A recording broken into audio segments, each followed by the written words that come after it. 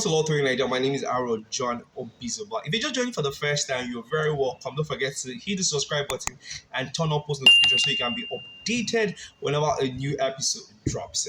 So you agree with me basically that every day for Nigeria, one hot gist or one story they come up. If there's no wahala happening today, there will be a story today. There must be something in Nigeria. There's always something to talk about in Nigeria. Nigeria is never devoid of stories or gist or updates. If we're not talking about the fact that our national anthem has been changed, we'll be talking about the fact that Labour wants to go on strike or that Labour has suspended strike for 5 days. But the most important gist and the biggest one that has been blown everybody's mind that is causing plenty wahala in Nigeria is the fact that on June 3rd, 2024, the CBN Bank, the Central Bank of Nigeria rather, revoked the license of Heritage Bank. Now, it has been causing so much agitation. So much, like people they para, like people are like, my money has gone. Like, what am I going to do? People they vex, people are worried, people are scared. Now, let's talk about this central bank, this Heritage Bank thing. Now, a lot of people have been asking the question that can the CBN just like that revoke license of the bank without anything? The truth is, by virtue of Section 12 of the Bank and Other Financial Institution Act, what we call BOFIA, the CBN actually has that power to revoke the license of the bank. But there are certain conditions. There are instances when for the CBN bank to just for the CBN bank to be able to revoke license, there are certain things that must have happened. One, you have by virtue of Section 12 of the BOFIA, that's the Bank and Other Financial Institution Act. There are circumstances. One of the circumstances where the bank has failed to maintain the minimum capital ratio expected of it. Now, for every bank or financial institution, there are basic minimum capital ratio the bank must maintain. If the bank cannot maintain it at like for a particular period of time, come on, yes, the CBN can actually revoke the license of the bank. Now, also, when the liabilities of the bank are overwhelmingly above its assets, like the assets cannot service the liability. Like the property with the bank gets, like the money, like what the bank has, the property of the bank cannot be able to take care of its debt. Come on. At that point, the CBN can actually revoke the license on the bank. Then two, when the bank has failed, a bank or financial institution continuously failed to keep up with several regulatory frameworks or institutional frameworks that have been established for the regulation of the bank. You failed several times to keep up with certain regulatory requirements or particular financial requirements established. The bank can be revoked because, come on, these regulations and these regulatory frameworks are established to actually guide how the bank operates and to make sure that its affairs are seamless and very much organized and actually go in tandem with the boosting or development of the financial system of the economy. So if the bank fails to actually keep up with fails to comply with the various statutory and regulatory requirements expected of it, the CBN can go ahead to actually revoke the license of the bank.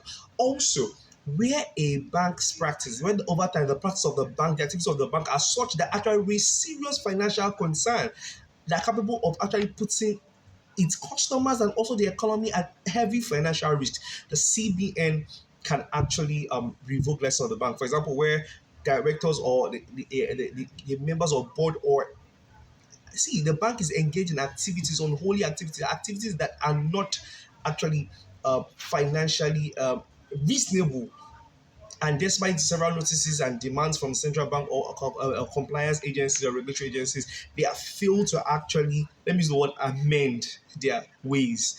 The CBN can actually revoke the license of a bank. Now, so yes, to answer the question, the CBN has the power to revoke the license of any bank. However, it can't just do it like that, just wake up and do it. But it must be within the circumstances. So I'm sure the revocation of license of the CBN of the license of Heritage Bank didn't just come like CBN governor and the board of directors woke up one morning and say you want to revoke the license. No, these are as a result of either of the factors stated in Section 12 of the Bank and Other Financial Institution Act.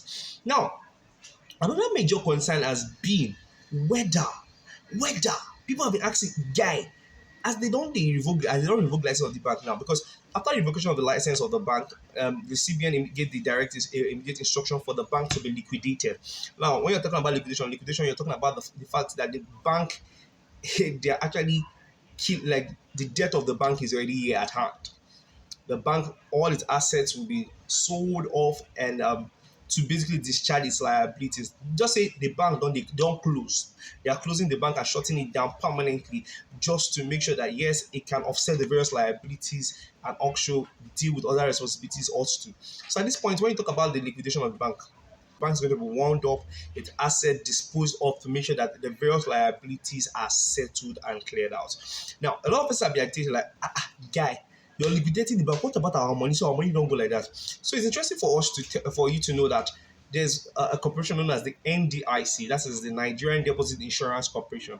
The responsibility of this NDIC, there's an NDIC Establishment Act, that is the Nigerian Deposit Insurance Corporation Establishment Act. This act basically brought into existence the Insurance Corporation. The idea is it insures your deposit in the bank, but there's a problem. It has a limit which it can insure. So now, the NDIC is empowered to insure deposit up to the tune of 5 million naira. So once your money pass 5 million naira, just like in this case where the revocation of license has happened to Heritage Bank, customers who have below from 5 million naira below will actually be paid back their deposits. They will get their deposit within a particular period of time. There's a procedure for that. They'll get their deposit. But now, if you have above 5 million naira, that is where the issue, I won't call it an issue, but that is where the biggie lies. Now, if you have things like 10 million naira, 17 million naira, 1 billion naira, the reality of everything is you may not necessarily get all your money back in cases like this. Now, like I said, the NDIC has that responsibility to ensure deposit up to the sum of 5 million naira. So what happens to any excess outside 5 million naira? Now, what happens is from 5 million below, I said that your deposits will come in within a specified period of time or within a particular window. So far you comply with I think they will set out the various procedures to recover your deposit and all that. You get your money within a specified period. Now, for people with monies above 5 million naira, the first thing that happens is you first get your 5 million naira deposit back. You get 5 million. Now, for the rest of the money outside 5 million naira, for example, if you have 10 million naira, you'll be paid 5 million naira, it remains 5 million naira.